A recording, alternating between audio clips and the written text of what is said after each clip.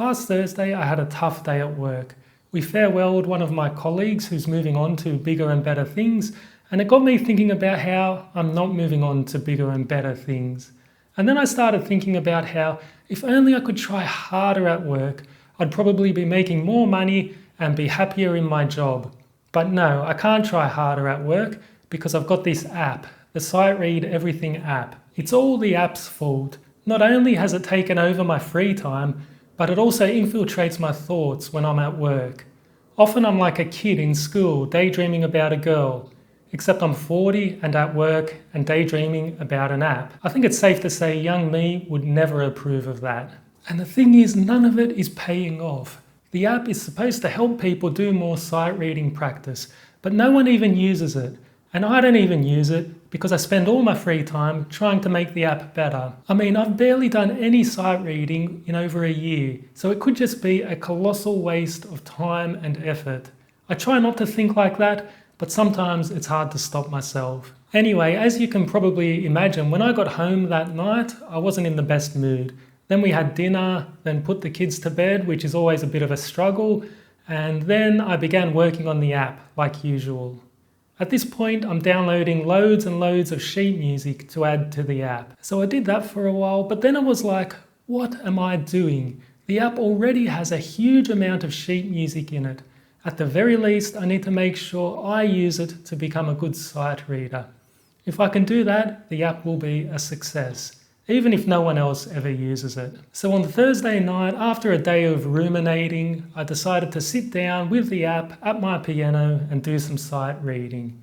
And I thought I would sight read some nice, friendly sonatinas, because whenever you're in a bad mood, there's nothing like nice music to cheer you up. And the app has a huge collection of sonatinas.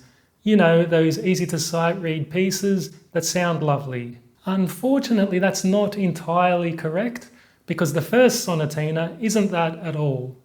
As I quickly found out, it's actually atonal. Now, I've never really got into atonal music.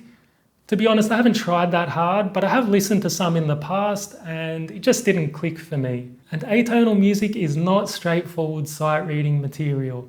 You have these odd jumps happening, weird sounding notes and crunchy chords, and sometimes it's hard to tell if you even played parts of it right or wrong. Here, I'll show you what I mean.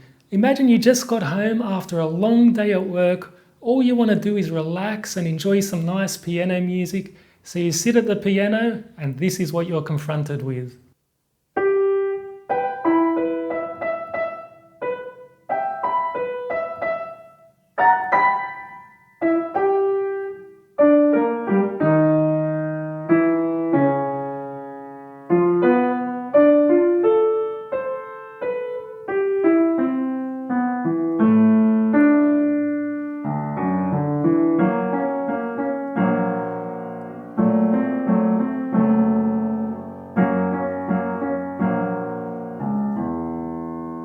Not exactly relaxing piano music, is it?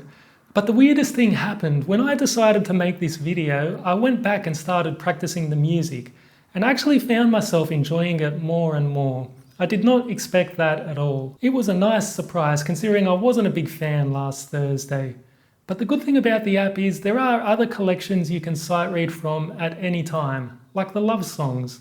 In general, they're much simpler and easier to sight read. Here's an example of one of those.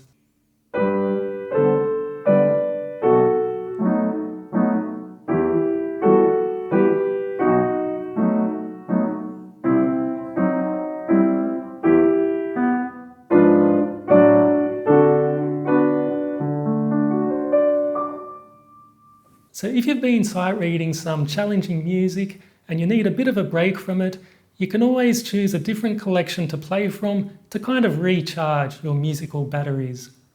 Alternatively, you could try a glass of wine or a cup of tea.